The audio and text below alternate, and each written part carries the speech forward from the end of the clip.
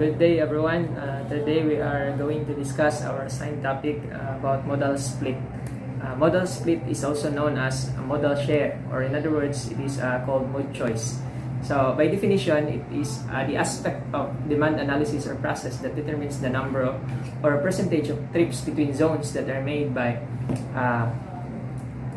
automobile and by transit. So by definition, automobiles are private mode of transportation, like a car that is owned by a family, or transit is a transportation that is used for public access, like pareha diri sa to ang kanang pinaka-common is ang rural transit o ang Evergood. So mode choice models attempts to replicate the relevant characteristics of the traveler, the transportation system, and the trip itself, such that a realistic estimate of the number of trips by each mode for each zonal pair is obtained. So ani nga pamaagi sa itong mga mode choice models nga itong i-discuss unya, atong mabalaan ang percentage of travelers using that particular mode of transportation for a particular zonal pair. For example, Dipolog to Dapitan, or inana nga zonal pair. So atong mabalaan ang percentage of travelers using transit mode or automobile mode through using these mode choice models. Since public transportation is a vital transportation component in urban areas, mode choice calculations typically involve distinguishing trip interchanges as either auto or transit. Depending on the level of detail required, three types of transit estimating procedures are used. So, there is a mode choice, naman ko tayo lain-lain nga klase nga mga kinahanglan nga atong nga singalan ini atong makuha. So for each particular thing atong kaon, natay different models nga gina-consider. First is ang kanang itong direct generation of transit trips, the use of in-trip models, and the trip interchange models, split models. So I am going to discuss the first one, the direct generation, and the two will be discussed by my groupmates. So in direct generation models, ang kaning transit trips can be generated directly by estimating either total person trips or auto driver trips. There is sa next slide, makita na to ang figure 1. Sa figure 1, ato makita ang graph that illustrates the relationships between number of transit trips per 100 populations and persons per square meter versus automobile ownership. As population, kung makita nito niya karon sa graph nga, as population density increases, it can be expected that the transit ridership will also increase for a given level of auto ownership. So ato nakita karon nga directly proportional ang relationship sa population and sa transit ridership. So here is the graph, the figure 1. So ato makita dira nga samtang nagkadaghan ang population, nagkadaghan pud ang gigamit sa transit or auto nga mga modes. Estimating mode choice by direct trip generation. Na ay problem diri yung determine the number of transit trips per day in a zone which has 500 people living in 50 acres.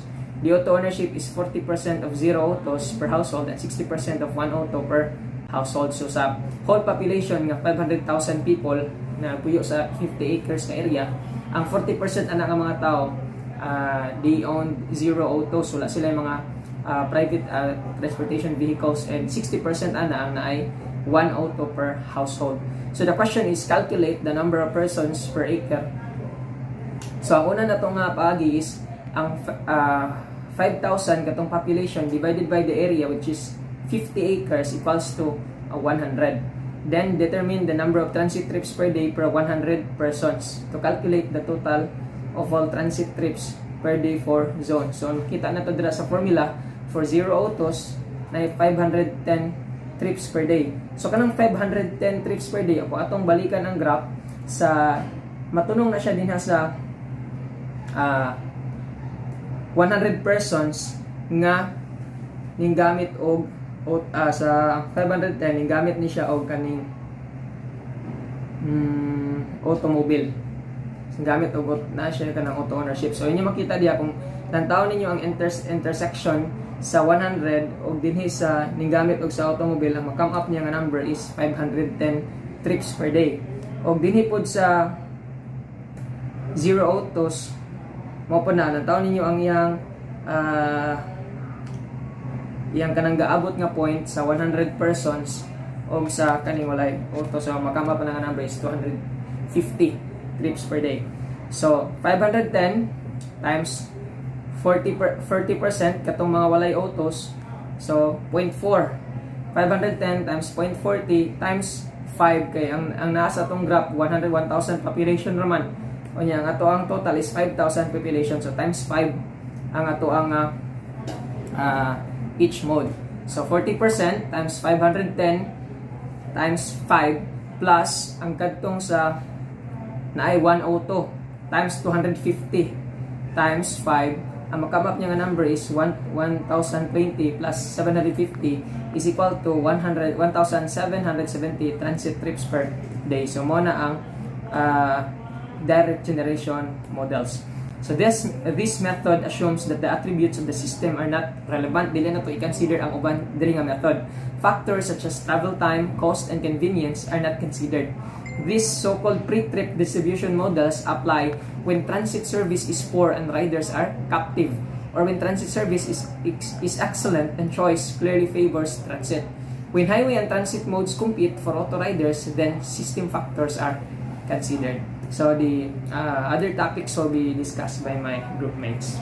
Okay, the next is trip end models. Trip end models is to determine the percentage of total person or auto trips that will use transit.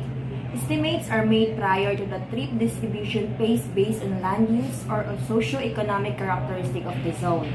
This method does not incorporate the quality of the service. So the procedure of trip end models are generate total person trip production and attraction by trip purpose.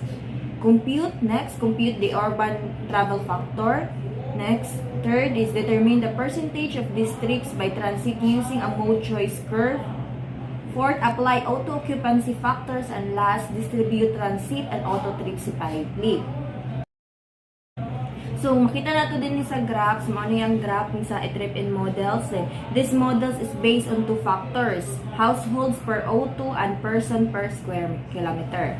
The product of these variables is called the urban travel factor or UTF. Percentage of travel by transit will increase in an S-curve fashion as the UTF increases. Maghatag ng example, estimating trip production by transit. The total number of production in a zone is 10,000 trips per day. The number of households per auto is 1.80 and residential density is 15,000 person per square mile. Determine the percent of residents who can be expected to use transit. Mo na iyahang formula, UTF or urban travel factor equals 1/1000 multiplied by household per auto and then multiply by person per square kilometer or square mile. Kapiyon na to ang 1/1000 then i-multiply na to ang household per auto is 1.80 then i-multiply na to sa 15,000 nga person per square mile equals 27. Then mubalik ta dito sa graph. Nantaw na to sa graph nga ang iyahang urban travel factor na tunong siya between sa 20 to 30. Ato siya lang taon pasaka, naa siya sa between sa 50 o 25. So ibutan na to siya nga 45%. Maunang nakabutan diyan transit mode split is 45%. So aside from direct generation model and trip and models, we have here the trip interchange model, which is the third type of mode choice model. So in this method, system level of service variables are considered, including the relative travel time, relative travel cost, economic status of the trip maker, and the relative travel service. An example of this procedure takes account of the service parameter in estimating the mode choice using the following relationship. So we have here the equation shown for the trip interchange model. So, presented in the screen is the formula or the equation used for calculating in the trip interchange models. So, in solving the trip interchange model, first we have to get the impedance time. So we have here in vehicle time plus 2.5 times excess time per minute plus 3 times trip cost divided by the income earned in minute.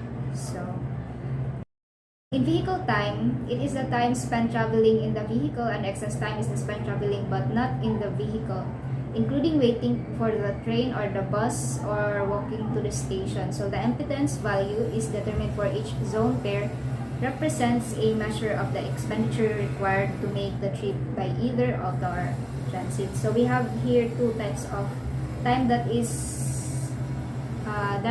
that will be considered in solving the trip interchange model. We have here the in-vehicle time and the excess time. So we have to include that in solving for trip interchange model.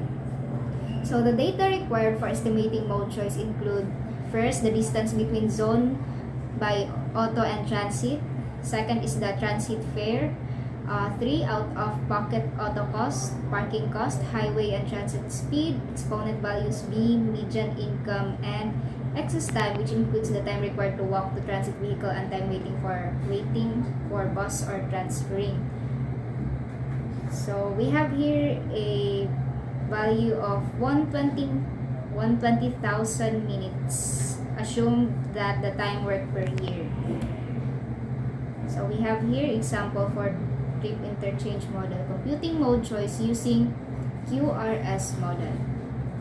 So to illustrate the application of the QRS method, assume that the data shown in table 1 have been developed for travel between a suburban zone S and a downtown zone D.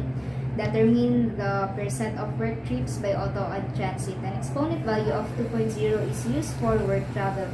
Median income is $24,000 rather per year. So we have here the table 1 travel data between two zones S and D. So as you can see at the table, you can see here the distance, cost per kilometer, excess time, parking cost, and speed for auto and transit. So shown in the screen is the solution for the problem stated. So as you can see, for the impedance time of the auto, we have here 50.95 equivalent minute. And for the impedance time for transit, we have here 55.7 equivalent minute. So we already have the impedance time, so we can now solve for the proportion of trips between zone I and J using transit and using auto. So as shown in the screen, we have here a proportion of trips between zone I and transit. We have here the value of 54% for auto and 45.6% for transit, for the total value of 100%. So thus, the mode choice of travel by transit between zone S and D is 54.4%, and by highway, the value is 41.6%.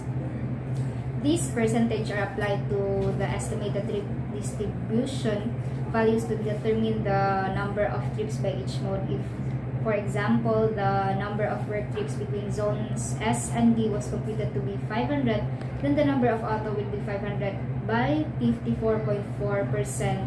So that is 272, and by transit, the number of trips would be 500 times 45.6%. That would be 228 rather. So another alternative approach used in transportation demand analysis is the logic model, which is used to consider the relative utility of each mode as a summation of each modal attribute. Then, the choice of a mode is expressed as a probability distribution. For example, assume that the utility of each mode is, as shown in this figure 12.8, where U sub x is the utility of mode x, n is the number of attributes, x sub I is the attribute value, time, cost, and so forth, and a sub I is a coefficient value for attributes I.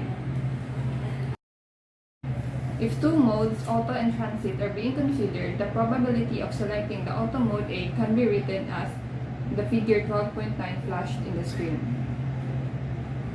This form is called the logit model as illustrated in figure 12.10 and provides a convenient way to compute mode choice.